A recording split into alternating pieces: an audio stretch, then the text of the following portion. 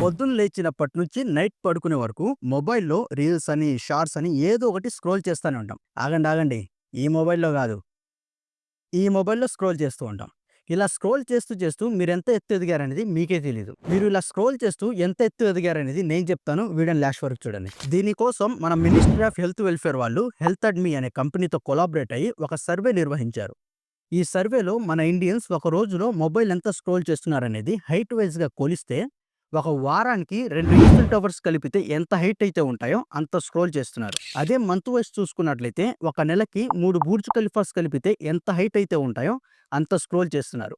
ఇంకా yearly wise చూసుకున్నట్లయితే ఒక సంవత్సరానికి 4 ఎవరెస్ట్ పర్వతాలు కలిపితే ఎంత హైట్ అయితే ఉంటాయో అంత స్క్రోల్ చేస్తున్నారు. ఇది మనకు వినటానికి గొప్పగా ఉండొచ్చు. కానీ ఇలా స్క్రోల్ చేస్తూ ఉండటం వల్ల మన బ్రెయిన్ దేనికి పనికి రాకుండా పోతుందని ఈ సర్వేలో తేల్చి చెప్పారు.